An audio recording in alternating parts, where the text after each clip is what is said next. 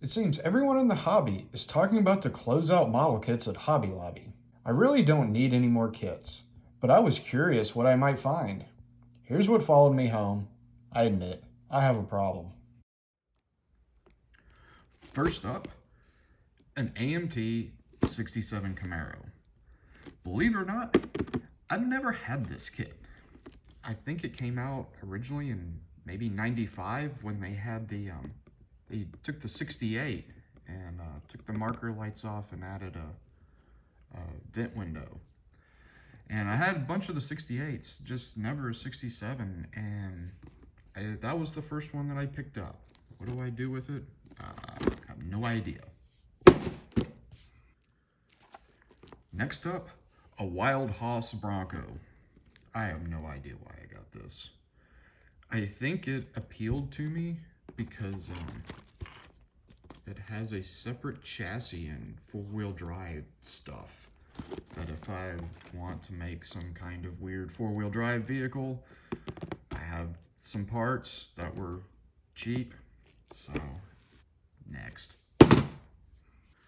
Next up, a Street Burner 69 Nova Yinko. This is a really good kit, and I think I have all the other flavors of this, the Copo and the small block, and this one of course is the Yinko that probably just has decals and these wheels. I don't know, I kind of have I'd like to do another Nova. I've built Novas before and I haven't built this kit, and it's pretty nice, and maybe a Pro Street Nova in the future. I don't know, we'll see. Next up, a Revell Buick GS X, and this is a great kit. My main issue I have with this is it's 24 scale, and I actually built this one when it first came out in, I don't know, early 90s, and then they came out with this Street Machine version and has very 90s style wheels. And one of the gripes was you could never build the white version because the yellow stripe was part of the decal on this. And then at some point they updated the decal sheet that you could do the white version. It's a great kit. Has a very nice Buick 455 in it, and seen this built up many times. Why did I buy it? It was cheap, and I don't know. Well, we might do something cool with it. And they just keep coming. The 66 Malibu SS. Yeah, this kit is almost older than dirt. No, not really. I remember building this one as a kid, and I did that version. And I thought that one right there as a kid was super cool. I mean, those wheels, black, flames, red interior, that was kind of hot. And I actually considered getting two of these, and with the only sole purpose is to build both of them. But I was like, I don't know. I don't think so. And I think I probably have one of these somewhere in the stash, wherever the stash might be. It's probably buried somewhere. But yeah, I think I have a problem. Too many models. This next one was not a Hobby Lobby. This is the AMT 64 convertible customizing kit, Oldsmobile, where the action is. And as you can see, this was a Walmart clearance. They couldn't give it away at 15. They finally got it in my hands at 10. So a little bit more than the Hobby Lobby blowout. But my concern is, why are we doing this? Maybe they wouldn't have to blow them out if they started around here. I don't know. I mean, I see a pattern here. And speaking of pattern, this one here, I think I'm actually gonna build next. I'm thinking on this. And you can build it, the hot racing version, and it even has, where is it? Oh, that right there is the custom. That would be the stock. So you can build it one of 3 ways, as we know. And maybe something like that in the future. We'll see. Next up, the thing that everybody in the hobby is talking about. 3D parts. I recently got a package from Matthew over at Model Car Videos, MCV Products. Bring your model to life. Yeah, I can't do that very well. Nice little sticker. So what did he send me? I got one of the 392 Hemis in 16th scale. What am I gonna do with this? Well, I think I have something planned for it down the road. We'll see. Got some quick change rear axles. And it has a baggie full of doodads. A really cool looking intake manifold with fuel injection. And the cylinder heads are over here. So this stuff is beautifully printed. I didn't see any kind of serious flaws in it. And what I'm about to talk about next has nothing to do with Matthew, his products, anything like that. He does great service, fast shipping, order with confidence, but I need to talk about these valve covers. When I examine them, and this again doesn't have anything to do with Matthew, is look at the bolt holes. We have 3 here and what looks like some on the ends. And then the profile of it is typically this shorter side. They would look more like this, which would put the breathers pointing down, which is a little awkward because photos of the assembled engine show it like this, which makes it look like the engine, the valve covers are upside down. And then no early Hemi valve cover I've come across has 10 bolt holes. It has just the 6. This is more like a 426 style valve cover, but then a 426 has a chamfer on it, which is not here. So, you know, guys, if you want to put these on your model, by all means, you know, these are just my opinion, but they're not very accurate to what they're supposed to be. And that's one of the things that I've seen with a lot of the 3D printed files is I think we get so overwhelmed with the detail seen, but the accuracy and the scale is off, which is really important, at least in TimKustom's opinion. So it's fine.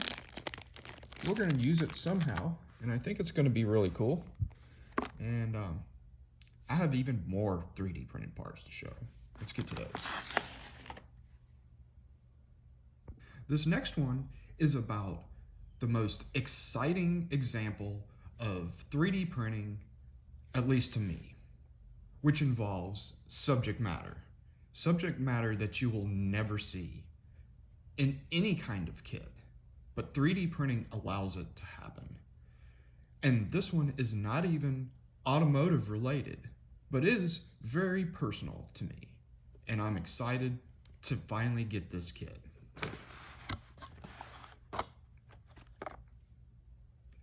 This is a 6th scale GT Pro Freestyle Tour bicycle.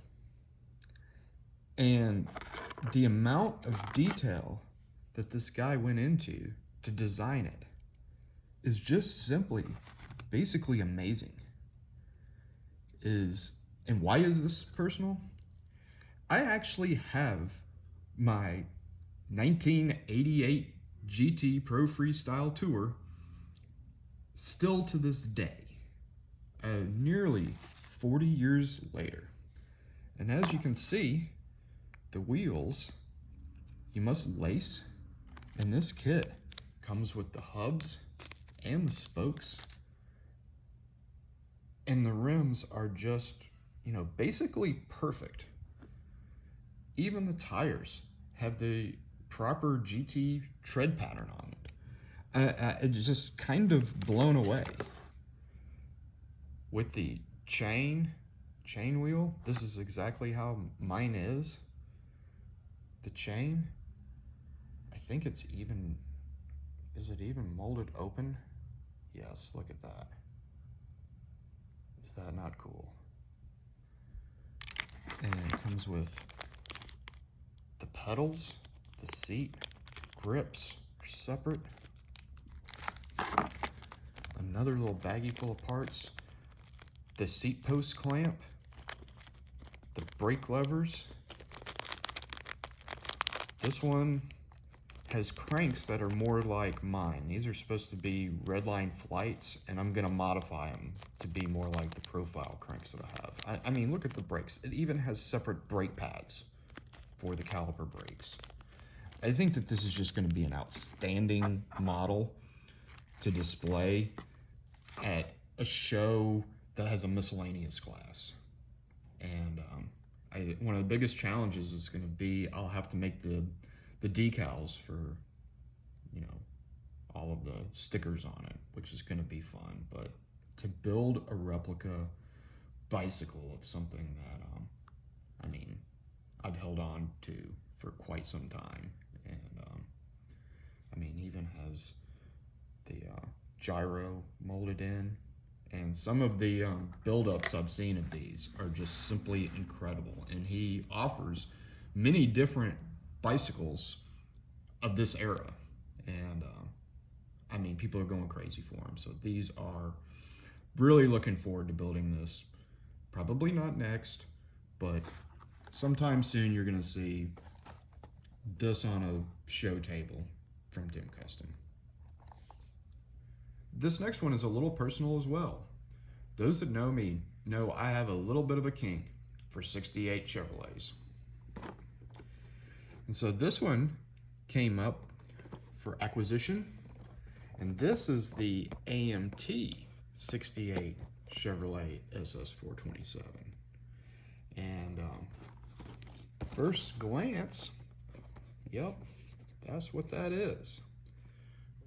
What's interesting about this one is MPC got the contract to do the GM promo cars, not AMT. So that left AMT kind of holding the bag of how to come up with 68 cars. So what they wound up doing is creating custom cars of all of their 67 cars, which got us this thing. And as you can see, they got the 427 gills on, but they kind of didn't do something back here. And so yes, this is the model that doesn't have a back window. And what's nice about this one is it is in near mint condition from what I can tell. And one of the things that's not 68 like is the whole hood and cowl area is just like the 67. It doesn't go all the way to the base of the windshield like a 68. It is still a very cool kit. Has a custom grille.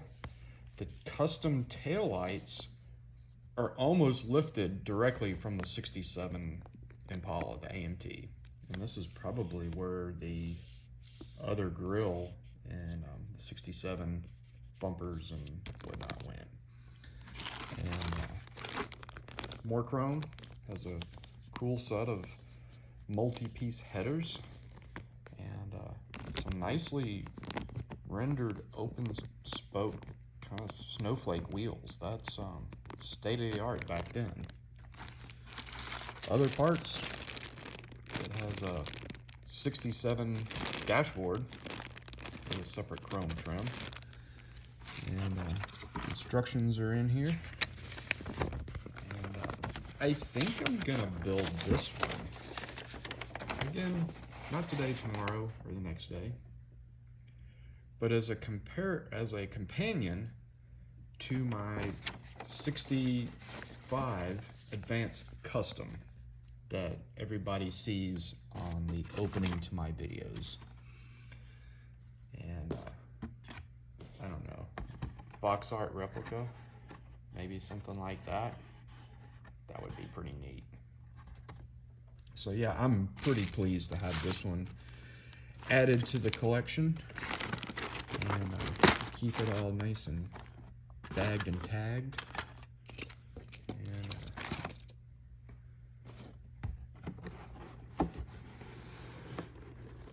it's a super cool kit.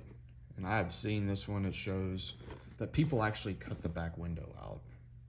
And I'm like, why? Because that's what made this one so unique. So, hope you enjoyed a little look into the latest stash ads from TimKustom models, and be sure to like, comment, subscribe. You know what to do, because I have all kinds of model car stories to tell. Thanks for watching.